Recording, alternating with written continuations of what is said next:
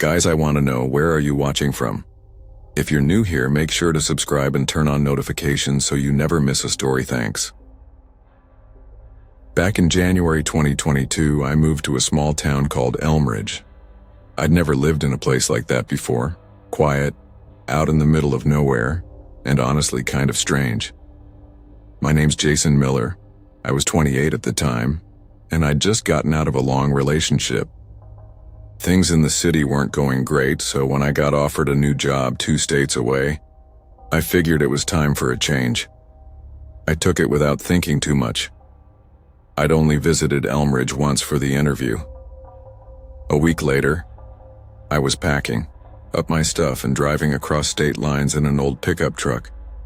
I had nowhere to crash except the house I found online. Yeah, I know. Renting a place without seeing it in person is risky, but I told myself it was just for a year. I could live anywhere for a year. The drive took most of the day. I stopped for gas once and grabbed a burger at some rundown diner, then kept going. By the time I rolled into town, it was a little after 9 at night. I didn't realize how different a place could feel at night. There weren't many streetlights, and the ones that were there barely lit anything. All the stores were closed. No cars, no people walking around. It felt empty. Not just quiet, like something was off. I drove down a narrow road until I reached the house. It was small, just 1 story, and looked kind of sad sitting there in a row of other almost identical homes. Mine had paint peeling off the sides and weeds growing up around the steps. I didn't care much, I just wanted to get some rest. I parked in the driveway, grabbed my air mattress, and went inside. The house smelled like dust and something old, maybe mold. The wooden floors creaked every time I moved. It was cold inside and the heater wasn't doing much. The layout was simple: kitchen and living room in the front, then a hallway with 2 bedrooms and a bathroom at the end. Everything was empty. I'd sold most of my stuff before leaving, planning to buy new furniture once I settled in. I threw the air mattress on the bedroom floor and started inflating it.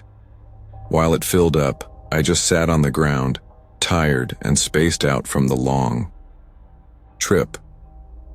That's when I heard it. A creak.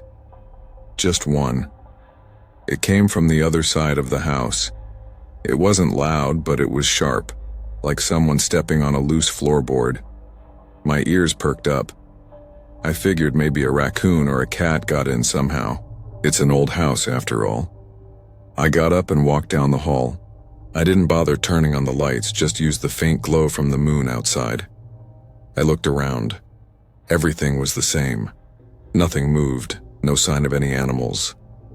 I shook it off, thinking I was just being paranoid. New places always have weird sounds. I went back to the bedroom. The mattress was full, so I tossed a blanket on top and laid down. I was cold, but too tired to care.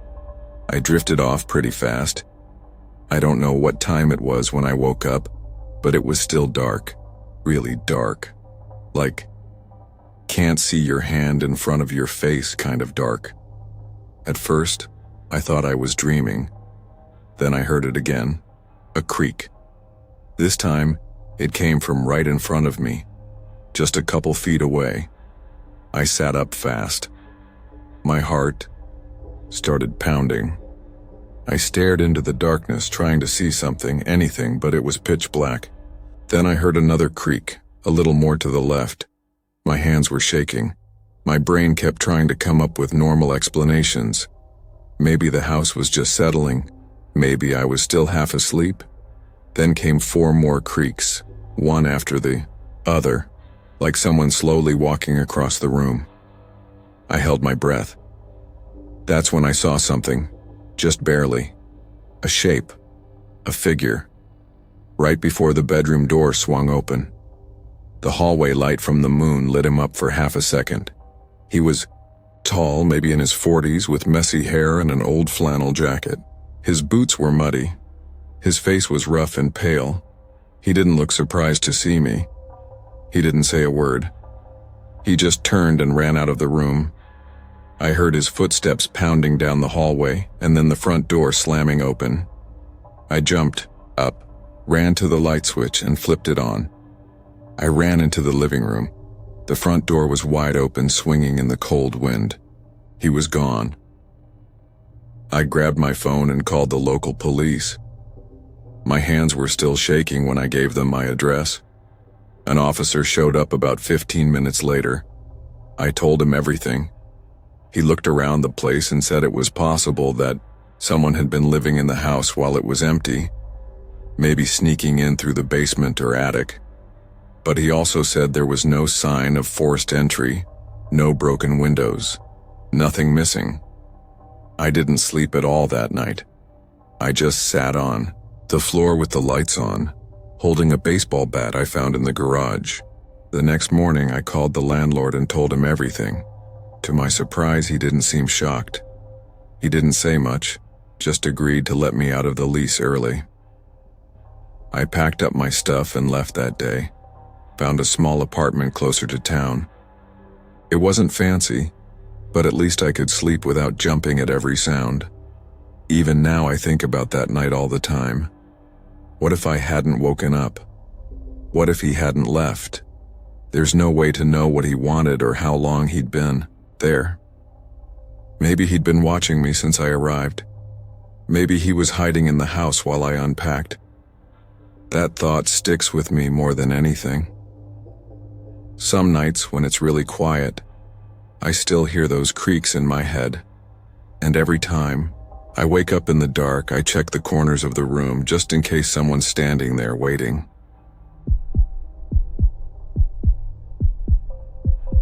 Back in 2017, I moved into a little house just outside of Salem, Oregon. My name's Jake, and I was 27 at the time. I had just gone through a tough breakup and was looking for a quiet place to start over. The house was small but cozy, tucked away behind some tall pine trees. You couldn't see it from the road, and there weren't any neighbors in sight. It was only about a 15-minute drive from the city, but it felt like I'd gone way out into the woods. I liked the idea of being alone for a while. No traffic sounds, no noisy neighbors, just the wind in the trees and the occasional bird. The first day I moved in, it was early evening when someone knocked on my door. I wasn't expecting anyone. I hadn't told many people where I was living yet. When I opened the door, there was a man standing there. He looked to be in his late 50s. His hair was long and gray, kind of messy, and he had these dark circles under his eyes like he hadn't slept in days. He didn't smile or introduce himself. He just said, "Hey," and stood there for a moment, staring. I said hi back and asked if he was one of the neighbors, but he didn't really answer.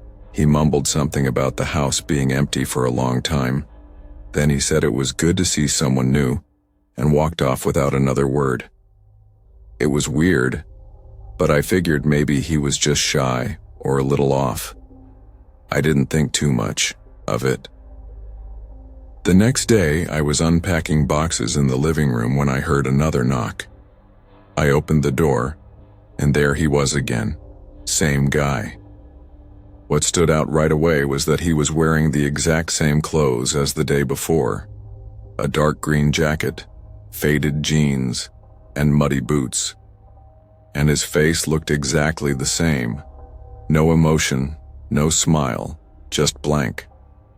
He asked how the unpacking was going, but his voice didn't sound friendly. It felt like he didn't actually care. He just stood there, barely blinking, like he was watching me more than talking to me. I gave short answers and tried to end the conversation, but he kept standing there. After a few minutes, I said I had a lot to do and closed the door. I remember locking it right after. That night, I couldn't stop thinking about how strange he was. I tried to shake it off and tell myself he was probably just lonely or awkward. But something about the way he looked at me gave me chills. About an hour later, just as the sun was going down, I heard another knock. This one was different. It was loud, 3 sharp bangs that echoed through the house. It didn't sound like someone trying to be friendly. It sounded like someone demanding to be let in. I froze. I was sitting in the hallway and could see the front door from where I was. The curtain over the little window was glowing from the porch light, and I could see a shadow on the other side. It was him again. He was just standing there. I called out, "Sorry, I'm busy tonight. Please come back another time." I tried to sound calm, but my voice was shaking a bit. He didn't answer. He didn't move. Then, a few seconds later, another knock, even louder than before. I got up feeling more annoyed than scared and walked to the door. I didn't open it right away.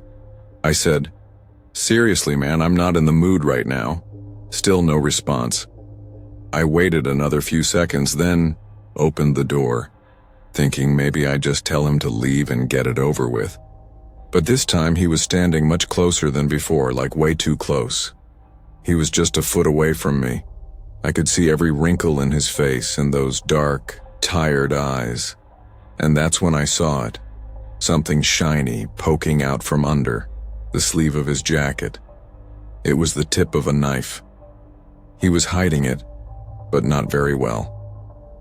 My heart jumped. I slammed the door right in his face, locked it, and stepped back, my hands shaking. A second later, he started banging on the door, hard. Still no words, no yelling, just the sound of fists hitting wood, over and over. It felt like he wasn't even human anymore, like he wasn't trying to scare me. He was just doing whatever he had planned, like a robot on a mission. I grabbed my phone, ran into the bathroom, and called the police. While I waited, I checked all the doors and windows to make sure they were locked. He stayed outside, pounding on the door for what felt like forever. Then, just as suddenly as it started, the noise stopped. I peeked through a window. He was gone. The cops didn't show up until nearly 30 minutes later. I gave them the full story, described the guy, and told them I thought he might be one of the nearby residents. But when they looked into it, they said no one who matched that description lived anywhere in the area. They even asked around to some of the other houses nearby. Nobody had ever seen him before. It was like he had appeared out of nowhere and then disappeared just as fast. I didn't sleep much that night. I kept the lights on and sat up in bed with a baseball bat beside me. Every little sound outside made my heart race. I moved a heavy chair in front of the door and kept checking the locks over and over again. The police did a few extra patrols in the area over the next week, but the man never came back. I never saw him again. No one ever found out who he was, where he came from, or why he had a knife and kept coming to my door.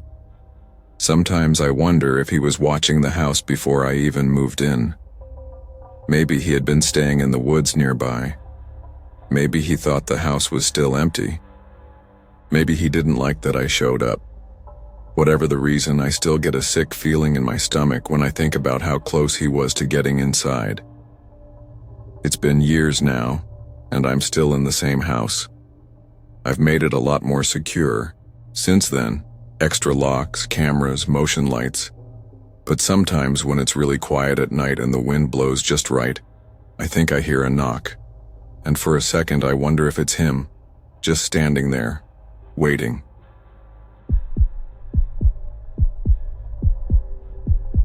Back in 2017, I had just finished school and was trying to figure out what to do next. I was 23, broke, and working part-time at a local burger joint in a small town called Ridgeview. My cousin Jake, who was a couple of years older than me and already had a steady job in IT, suggested we move in together to save money. He found this old house on the edge of town. It wasn't fancy, but it was cheap, way cheaper than most apartments in the area, and it had 2 bedrooms, which was perfect for us. Jake said he planned to stay there long term while I just needed a place to crash until I found a better job. So we moved in and started settling down. The house was kind of old, built in the 70s with creaky floors and weird wallpaper that probably hadn't been changed in decades. Still, it felt like a good deal for what we paid. The day we moved in, we found a note taped to the front door. Just a little white card with messy handwriting that said, "Welcome to the neighborhood." No name, no address, nothing else. We both stared at it for a second. I laughed and said, "Well, that's kinda creepy." Jake shrugged and said, "Maybe it was from a neighbor trying to be nice." We forgot about it pretty quickly. Over the next few days, we unpacked our stuff, picked out furniture, and turned the place into something that actually felt like home. Everything seemed fine, quiet even. A few days later, something strange happened. I got home from work around 10 p.m. It was already dark, and as I pulled into the driveway, I saw someone standing near the front yard. It was a woman. She wasn't moving, just standing there staring straight at one of our front windows. I couldn't see her face clearly, but her posture gave me chills. She was completely still, like a statue. I parked in the garage and quickly walked outside to ask if she needed help. But by the time I stepped back out, she was gone, just like that. I looked around, even down the street, but she had disappeared. It freaked me out, but Jake and I just joked about it later like, "Oh, cool, our house came with a ghost." Nothing else happened for a while, and life went on. We both had our routines. Jake worked from home some days and went into the office on others. I was still doing late-night shifts, usually home by 10:30. Everything seemed back to normal. Then, one night something didn't feel right. I was driving home from work, and as I got closer to the house, I had this strange feeling in my gut, like something was off. I didn't see anything at first, but as I pulled up, I noticed the front door was wide open. All the lights were off inside the house, no lamps, no porch light, nothing.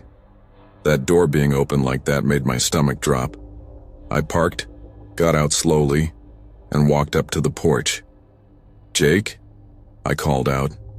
"Why's the door open?" No answer. I stepped inside. The whole place was dark and silent. I pulled out my phone and texted him. "Where are you?" The door's wide open. A second later, I heard a ding. It was his phone, buzzing and lighting up on the kitchen counter. Now I was really confused. Jake never left the house without his phone, and he was the kind of guy who checked the locks twice before bed. There was no way he would have just left the door open like that. I stood there for a second, trying to decide what to do. Then I thought, I should check his room upstairs. Maybe he was home and just asleep or something. I walked up the stairs, trying not to make any noise. His bedroom door was open. The room looked normal, neat like always. But then I heard something behind me. A whisper. Just one word. "Hey!" I spun around and saw Jake crouching in the hallway closet, peeking out through a tiny crack. He looked terrified. "Did you see anyone?" he whispered. "No," I said. "What's going on?" "Call the cops," he said quickly. "Right now." His face was pale, like he'd seen a ghost. I didn't ask any more questions. I called 911 and told them someone might be in the house. The operator told us to stay put and stay quiet, so we hid there in the dark, barely even breathing. Just a few minutes later, we heard footsteps, fast, heavy ones, running across the living room. The police had just arrived. They rushed in and managed to catch the person before they got out the back door. It was a woman, the same one I saw in the yard before. Her eyes looked wild, like she hadn't slept in days. Her hair was messy and her hands were shaking. She looked angry, like she hated us even though we'd never met her. After she was taken away, Jake told me what happened. He got home from work a little after 7 p.m., dropped his bag in the kitchen and went upstairs to change. While he was upstairs, he heard something slam downstairs. At first, he thought I'd come home early, but then he heard footsteps. Slow, steady ones, moving from room to room. He realized he'd left his phone downstairs and had no way to call for help. So he hid. The person, this woman, started walking around the house, but instead of grabbing anything or trying to steal stuff, she turned off every light, one by one. Then she went to the back of the house and just stood there, not moving, not saying a word. Jake said he waited for what felt like forever. Over an hour passed before I came home. She didn't even know he was upstairs. And from the way she was acting, it was clear she wasn't there to rob the place. She was waiting for someone, waiting for one of us to come home, walk down the hallway, and find her in the dark. What she planned to do next, we don't know, and honestly, we don't want to know. That night changed everything. We couldn't sleep right for weeks after that. Even after the woman was taken away, even after the locks were changed, we never felt safe in that house again. When the lease ended, we moved out and never looked back. And to this day, sometimes I still think about her, about how close she was, just standing there in the dark, waiting.